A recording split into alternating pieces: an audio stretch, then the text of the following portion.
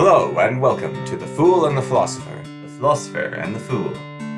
Oh, I got a Rebuttal for yourself. Yeah, so, well, not a rebuttal, it's to try to explain my idea better last time. Because we were talking about, you recall how I was saying that maybe you should break the rules but pretend you're following them. Sorry, but black that whole event. That's why I didn't edit in the echoing into your Super Smash Brothers or whatever. I had to black that whole 30 minutes out to keep my sanity.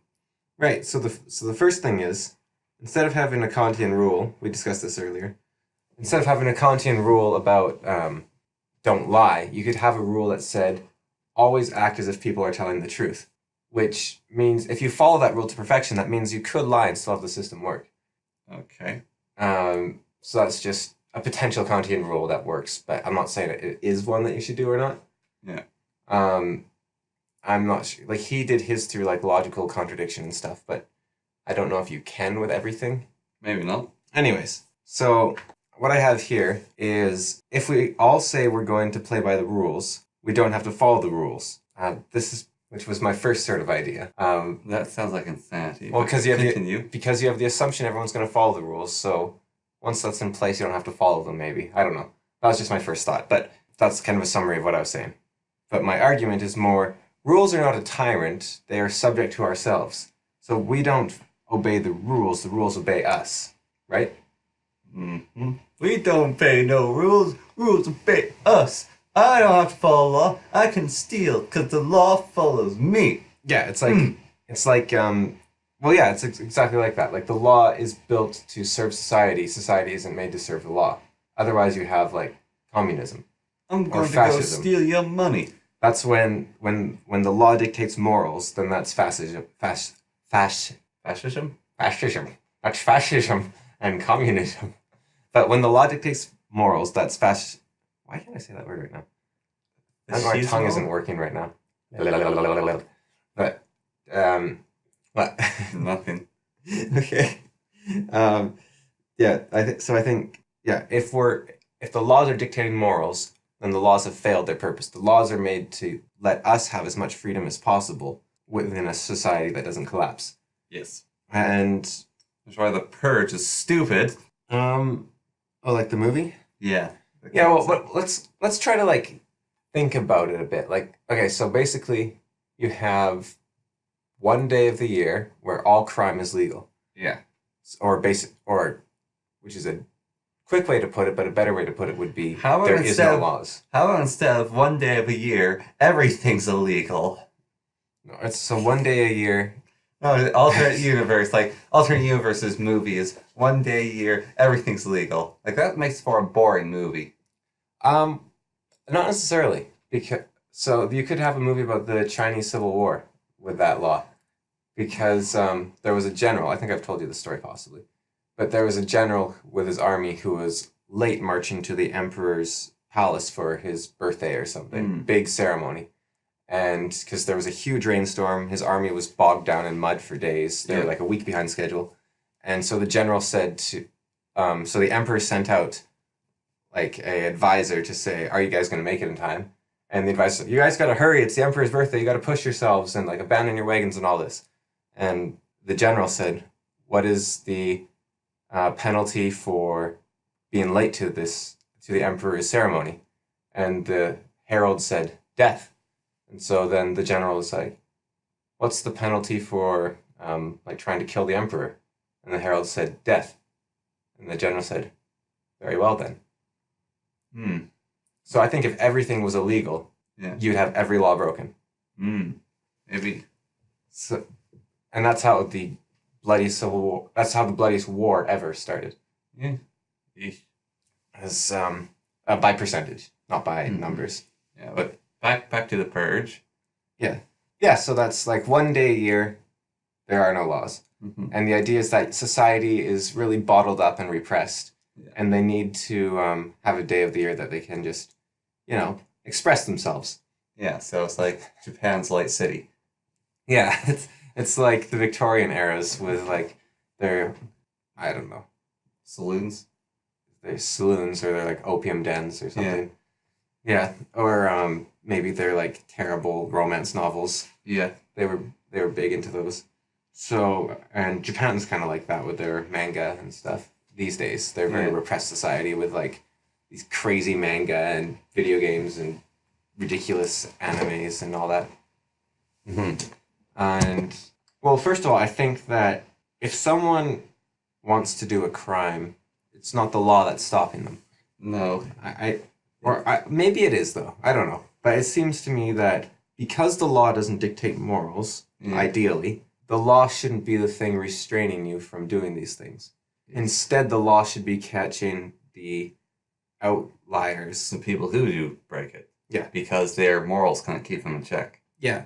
Or it's a bit weird, isn't it? Like if someone does a crime of passion, like let's say kills, I don't know, the person that murdered their wife or something. Mhm. They do this crime of passion. Is putting them in jail going to do anything? I think at that point it's a punishment. Yeah, or it's just more like a way to say, to remind everyone else, we live in a society. Yeah. But because that person, well, maybe the fact that the person snapped at all shows that, but I think a lot of people would snap it, right? Yeah. Although, Maybe. maybe not to like hunt someone down and kill them. Maybe in the moment it would make a lot more sense. But in the moment, I think you could get off. Like people, like that Well- would be self-defense. Yeah, in the moment. However, if there's like revenge hunt down, see, because as a society, we don't want like people should be able to restrain themselves. We don't want a society of Well- people who snap. Well, we don't want vigilantes, I Yeah. guess. I guess it's about vigilantism because if you have vigilantes, they might get the wrong person or they might Yeah. hurt other people along the way. Whereas the police, ideally, are a lot. They're a lot more trained. They're a lot. Mm. They have a book that they follow that because nobody knows how to do good, but when you have like a couple million people throughout hundreds of years writing a Mhm. guideline on how to be a police officer, they're going to do a lot better than a vigilante. Yeah, they're going to grab them, throw them into a room, play good cop, bad cop. Actually, yeah, I've really I've started to really not like vigilantes. I saw a movie about some vigilante. I can't remember her name. She's called like the woman who hurts men who hurt women, or it was something like that. Some sort of like back and forth quick name. And Really, the woman who yeah, that's that. isn't that like the spider's web or something, or the girl with the spider's gift? Maybe or the dragon tattoo thing or something. I have no. The Dragon Okay. Tattoo is not about vigilante. I think it's like a weird romance novel that also involves a kidnapping. Maybe. But anyways, this one I saw like the trailer for it. Mm-hmm. And I thought, like, because why she went after these men was because they had been acquitted in the court of law, Mm. and so the law couldn't touch them. But she felt justice hadn't been done, so she went after them. Yeah. And when I was watching the trailer, at one point in my life, I would have been like, yeah, get those people that broke the law. But I was like, hey, you can't look. The law declared them good Acquitted. people. Like, how do you know they're not good people? Yeah. Or at least the law said there's nothing we can do. So I think like Who gives you the right to judge? there's a Terry Pratchett has a part where it's where Vimes is saying something like, "We don't kill like the criminals we try to catch," and he's like, he wanted to kill him. He wanted to kill all the criminals with a sword. Just think about how clean the city could become. Mm-hmm. And it's like once you disobey the law once, then you can if you make that decision for yourself every time, then you can just kill everyone that does something slightly wrong, right? Like And it just becomes worse and worse. that's how you get Judge Dredd. Yeah, or well, I don't know enough about him, but I assume Well, he is the law, yeah. and he sentences you guilty. He's in a dystopian universe where it's filled with super cops, much like him, or super judges. However, he's the nastiest one. And any crime that's illegal, he gets to decide what the penalty is. Right. So he's not actually a vigilante though. No. He's actually a lawman. Yeah, but so like he's having a bad day, maybe he spills his coffee on his pants, and he sees you loitering, he gives you 90 years for loitering. Or like he sees you breaking into a car, he decides the sentence is death, and so he shoots you then and there. Right. So it's his immediate decision because people see the judges as they've had training so that they know what the right punishment is. Right. but it's a bit of a messed up society. Yeah, sounds like it. So, So it'd be like a judge in our day, like going around, and like he sees like someone try and break into a car, knows the punishment. It's like that's like 2 years and a fine of $1,000, and then he shoots them with a taser and then drags them to prison. yeah. And like they have no court appeal or anything; they just go to prison because he's judged them. So yeah, back to vigilantes. So yeah, I saw that and I was thinking, basically, if you don't follow the laws of society, then society can't function. Kind of like how Kant said you can't lie, otherwise you never know if someone's telling the truth. Yeah. Because if you give the possibility to lie, then people might be lying all the time. Yeah. So if you have a vigilante, that said, I said you could do it the other way around and act as if everyone's telling the truth. So on the vigilante part, you could say, act as if everyone is righteous when they punish criminals, which actually sounds terrible. Well, when Batman was a vigilante, it's very important he has the whole rule of not killing. Yeah, because then there's always at least... Well, he's...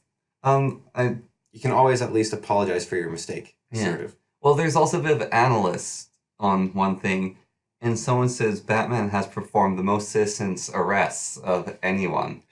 Because what he has those handcuffs that the police can access. Which, like, even when he's not part of the police force.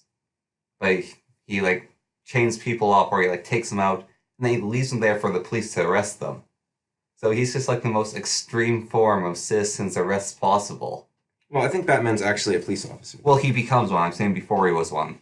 Like, when he started, and they're trying to catch him because Harvey really wanted to catch him.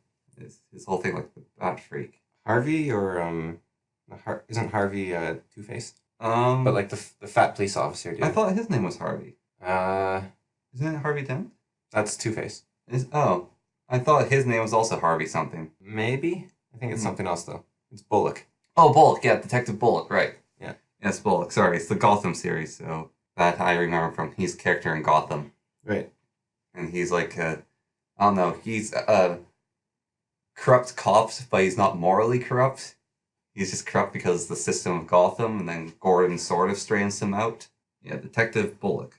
His name's Harvey Bullock, though. So, yeah, but I think Batman isn't a vigilante for most of it. And, but the only vigilante I think I really like, and even then I'd have to think about it maybe a bit more, but maybe you have an opinion, Superman. Because Superman's a vigilante. Yeah, but he's fighting the things that no one else can deal with. Not always. The major part of his job is, like, patrolling around Metropolis and just being seen, because there's nothing a criminal can do if... Yeah, well, they can throw a gun at him and he has to duck because all guns are made with kryptonite. Yeah, no, he's the big shield of Metropolis. Oh, the big S, which stands for hope, on his chest. Yeah, he's... And also, like, even with petty crimes, like, he doesn't have to run forward and do the biff, baff, bop. He can grab them by the collar of their shirt, disarm them, and then carry them to a police station. He's kind of like it's a bit weird, because he's basically morally perfect in some ways. Because he's meant to be like a paragon, like a thing for the city to look up to. Yeah. And, but you're no god. I'll make you bleed. Meh. He's, well, that I think Batman actually had a good point in that. So you're referencing, Batman v Superman? Batman versus Superman, where Batman thought Superman had to be killed because Superman represented... If Superman wasn't morally perfect, he is a vigilante, and so he does whatever he wants, which is the opposite of Batman, where Batman has a very strict moral code, basically. Like, Superman could have one as well, but the problem is, if Batman doesn't have one, he's a nuisance. Yeah. If Superman doesn't have one, he could wipe out life on Earth, potentially. Yeah. And so it's kind of like looking for an asteroid or something, like astronomers spending their time looking for asteroids or figuring out how to divert asteroids. Like, it's a tiny chance that an asteroid will crash into Earth again, but anytime soon. A really great idea to figure out how to stop them. But if it did happen, if there is any chance at all of it happening, then if you don't know what to do, you will die if it happens. Yeah. So Batman has the line in the movie, at least, we must treat, even if there's only a 1% chance that Superman will betray us all, we must treat it as an absolute certainty. Which is sort of back to one of our early episodes, like the game theory of hating the Campbells. Like, you have to go all in. You have to pull the goalie. Batman was pulling the goalie when he tried to kill Superman. I think he was covering his, he was eliminating the possibility of anything ever going wrong. Yeah. Because if Superman ever snapped, it would be terrible. So if Batman took out Superman when Superman wasn't ready, then Superman could never destroy all of life on Earth. It's like a looming weight over your head that's just too dangerous to allow. I'm trying to think of a good, kind of like the housing market collapse in some ways. Like, it should have never happened because there's a chance it could collapse and cause the Great Depression, which it did. Yeah. And then it happened again and caused the recession. Yeah. Whatever that was called. Great Recession. Yeah. And government had to bail the banks out. Vigilantes, yeah. But I guess we were talking about the purge a bit as well. Yeah. For some reason. I don't remember how well, I know why we were talking about the purge, but I don't know how we got into vigilantes. But yeah, so the purge, well, yeah, I think just people would do crimes anyways. Like, I don't think the law is stopping anyone but the outliers. Mm-hmm. And so if there was a law if there was no laws, let's say, today, it doesn't mean I'm going to go on a killing spree. Mm. I would go about as normal. Like speed laws, for example, on roads. I find them handy because it means that I know what other people are going to do. Yeah. It's just sort of like a rough agreement on different places and this is how fast we're going to go in this section, so we're all kind of safe. It's Prairie Jam. I'm going to go drive on the road and drive illegally, and then you crash. Yeah, or you crash into someone else or make them crash. That's what I'm saying. Like, you're driving illegally, you're wrong side of the road. Yeah, like it's nice to have an agreed upon standard. It's like USB cables, right? Like, USBs are really convenient. You can plug in anywhere, and like they work with everything. You can stick your mouse into any laptop, any computer. Yeah. If you had like 50 different kinds, it'd be anarchy and chaos, and that's like the purge. No laws, because with no laws, if you don't have, they don't need to be laws. They could be guidelines. They could be standardizations, I guess. Like, I could imagine a world where there is no laws, and what people do is they have, like, someone goes to the road that they've built as a community or whatever, and they put up a sign and they say like 50 kilometers an hour, and then someone else who likes going a bit faster, they put a sign by it that says 60, and then someone else likes being a bit more cautious, they say 40, and then another person puts up a 30, and most people put up like a 50 sign or something. And so people driving along, they can see the collection of signs and make their own choice, but they see a rough range of what's like they can see what the median speed is and sort of follow that. So you could have just guidelines that were mutually agreed upon. But laws are essentially that, but reinforced, so it's a bit safer for everyone. But you do give up freedom for safety. Yes. That is the trade-off, always. So I guess the question is, do you want the freedom to drive any speed you want to give up the safety? The problem is, you can't answer that for yourself. Everyone has to agree to it, because you would also make everyone else less safe. Yeah. But as a society, what do you think? Should we have less speed laws, or like, personally, I think I'm a fan of them. I like them because they allow people to have expectations of what's going to happen on the road. I think, like, you know what's coming. Basically, you know, I can drive at this speed and I'll be safe driving at this speed, instead of like driving on the Autobahn and having to drive 300 kilometers an hour just to survive. Yeah. And then there's some maniac with a sports car that can go 400 kilometers an hour, and so he's going that speed. That's a plane at that point. I know, man. I'm just like, I'm over. Yeah.